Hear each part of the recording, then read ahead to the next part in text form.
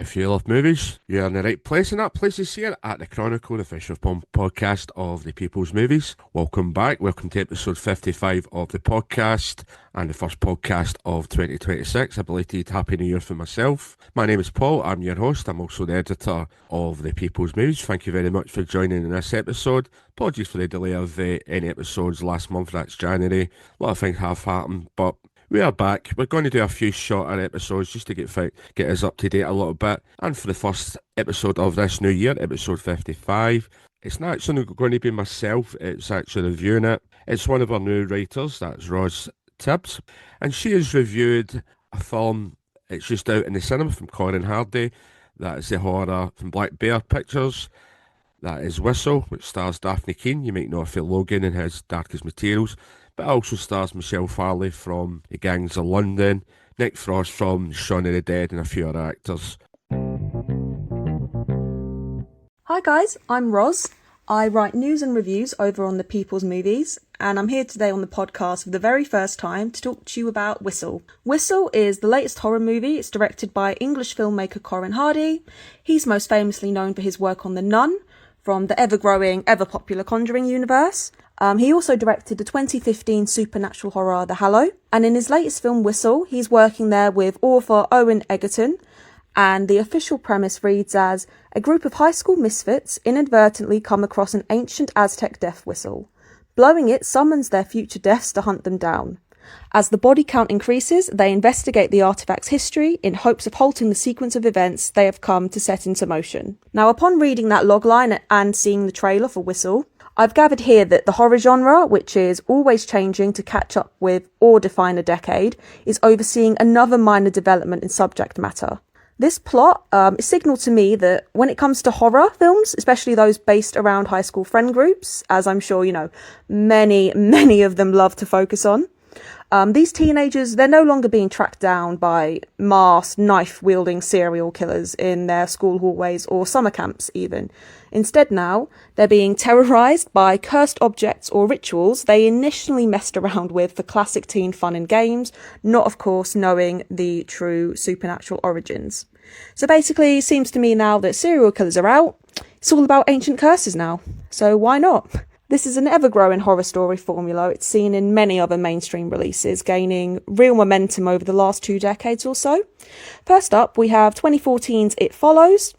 That was directed by David Robert Mitchell and sees Micaiah Monroe fight for her life against a curse which takes the form of strange people following her after the curse is passed on to her via sex.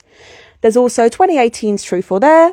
That was directed by Jeff Wadlow, and as you can guess, if you didn't see it, very jealous of that if you didn't. That focuses on a gang of teens getting caught up in a cursed rendition of the classic Truth or Dare game, where their lives are up for playing with. And then 2022, that saw the first Smile movie, directed by Parker Finn, and we also had Talk to Me, which was directed by the Philippou twins in their feature debut.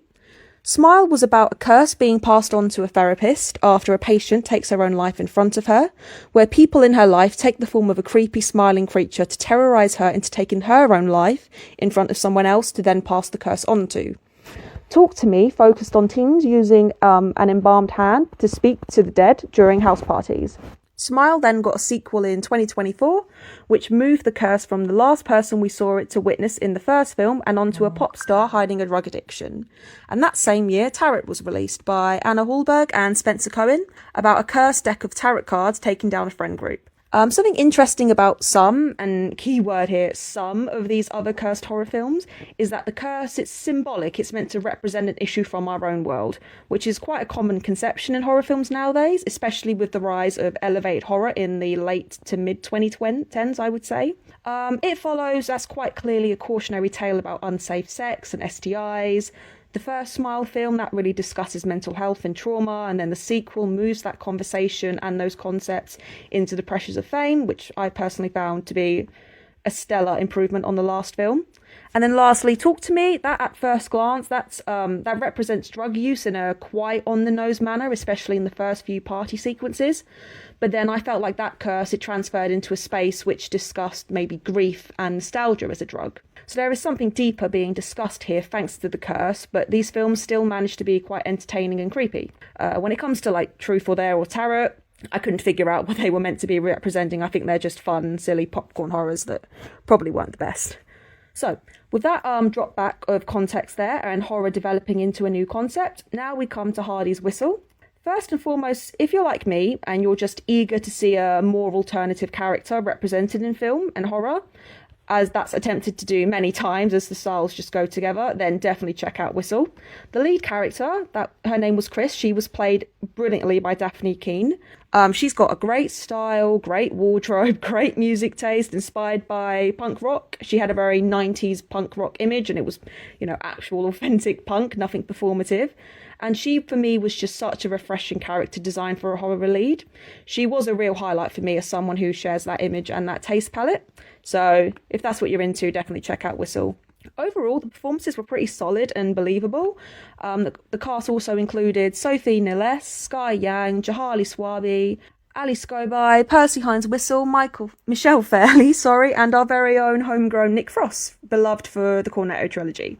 When it came to the characters, of course, we did have one or two cliches. We had the obnoxious jock who's dating the Queen Bee, and the outcast who is secretly in love with said Queen Bee and so draws negative attention from the jock. Something else that was refreshing when it came to characters was that they were majority likeable, I would say.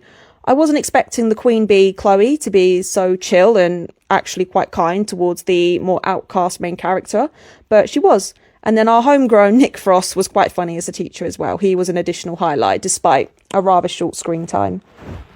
Another thought or assumption that I gathered from the given plot and trailer was that Whistle was going to really deliver on some good, wild, Final Destination style kills. That was where my brain mostly went to as a horror buff. This is going to be Final Destination style kills. Characters have cursed themselves to summon their deaths, having blown on the whistle or heard its call. I guess you can say that the 2000s Final Destination films, that's another contribution to the curse taking down a gang of teens horror table. So I thought we were just going to see high schooler after high schooler land themselves in crazy, should be ordinary but become full-blown madness, everyday scenarios that go wrong, which ends up killing them in a gory, out there kind of way, and each one outdoes the last. I don't want to spoil too much, but this assumption of mine was rather incorrect, and instead the film actually takes a different route with the curse and how it leads to the deaths that the curse then causes. Let's just say the film manages to blend a curse similar to those in the other films I mentioned before, supernatural suspense and scares with a splash of the slasher trope. The deaths here range from unnerving to heart-stopping to straight-up gore-fest. So I was lucky enough to see Whistle in a pre-screening hosted by Empire's very own Chris Hewitt, who took a moment to ask Hardy about a quote-unquote gnarly death that the director, quote, didn't initially think could be done right, quote. Hardy explained this particular death, and I quote, jumped off the page for him as somebody who appreciates horror. He felt like he was in competition with everything seen in the past, and so was trying to come up with something never seen before. This death, as with the others, came via some solid makeup and special effects provided by Paul Jones Effects and AAFX Studios. And I can just say, based on what Hardy said, it definitely paid off. I personally, guys, I was yelling out in shock more and more. I was averting my eyes, but at the same time I couldn't. As the death carried on, it just one thing after the other, it definitely accelerated every single time. And it did earn a round of applause from the audience once they figured out that this was the death Hardy was talking about. Another gruesome death that had audiences gasping and whooping. Unfortunately, that happened to my favourite character. So my favourite character from the film got the second worst death in the whole film. This film, weirdly enough, it is set around Halloween, despite not having a Halloween release. But this particular celebration, this festival time of year, was brilliantly incorporated into the film, into another suspense and kill scene, which began with some true creepy, unnerving, supernatural imagery. My friend that I went with, that was the one part that really got to her, not even the kill, it was just the way that they built up into it. That was then rounded off with the actual kill itself, showcasing Hardy's ability to blend traditional paranormal scares, reminiscent of the 1960s and 70s, with the more modern slasher style which took flight in the 80s. Interestingly enough, Hardy did cite, and I think he cited in other interviews, that Friday the 13th and specifically Nightmare on Elm Street, they were real sources of inspiration for him, with the imagery reminiscent of the 80s decade of horror.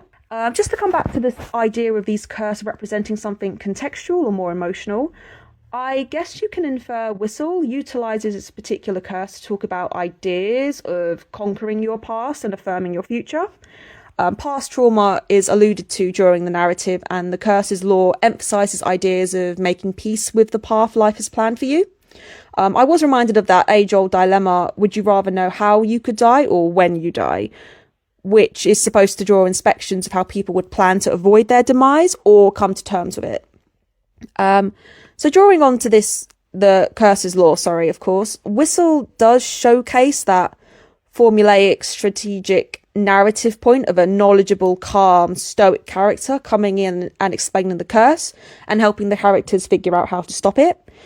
Typically, they're either an expert in the occult or a previous victim who's triumphed over the curse, who's been tracked down.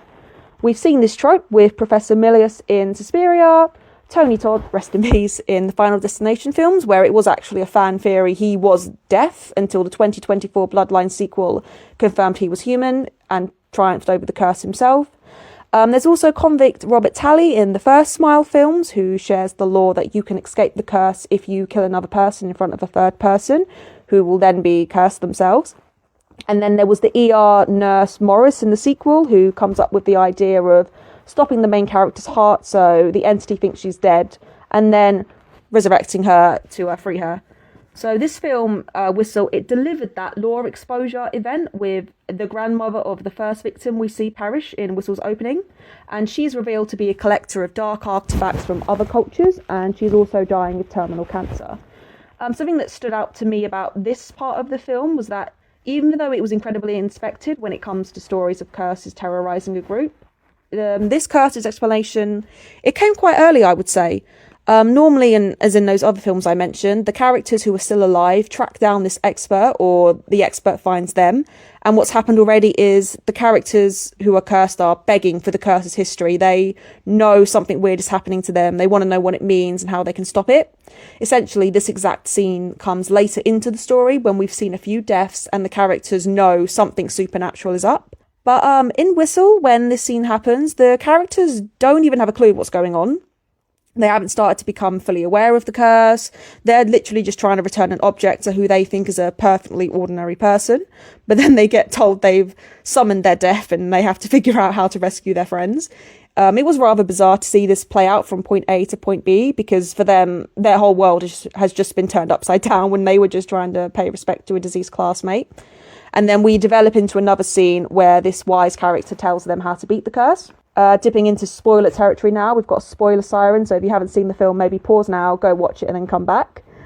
This beating of the curse, I have to be honest here, it was directly lifted from other films about curses, many of the ones I mentioned throughout.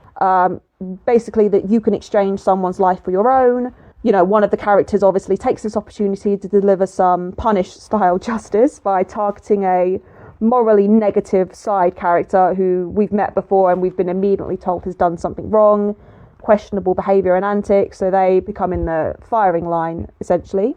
The characters they were also quite smart, I would say. That was also refreshing to see some quick-thinking characters in a horror film.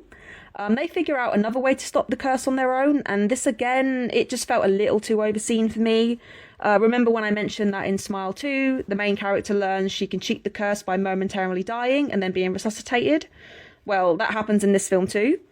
I get that this is the go-to solution or outcome when you're telling a horror story about a curse which is out for death, but I had just recently seen the exact same thing on Final Destination Bloodlines, also Scream 2, and also I think Fear Street 1984, which played it out in a long way and had the character who was meant to be momentarily killed fighting back. So I guess as the curse trope rises within the horror genre, it appears this exact scene event will become as common and expected, needed even, I would say, as the masked killer coming back for one last scare, or the ghost appearing for one moment in a mirror reflection, but when the character turns around, they're gone. Overall, I'd say if you and your friends are looking for a good old fun horror film with some jump scares and grisly kills, then I guess I would recommend Whistle. It isn't the most original horror and has come in an ever-growing line of a new story layout for horror movies focusing on high schoolers, but visually it's great. It does make very solid use of its editing and camera shots to build up suspense. I'd say the visuals here were a real highlight. The payoff is definitely delivered. Also, a huge highlight for me was the score provided by Doom Sonic. So yeah, that's essentially everything that I have. Again, it just reminded me a lot that horror is changing into a new preferred story layout.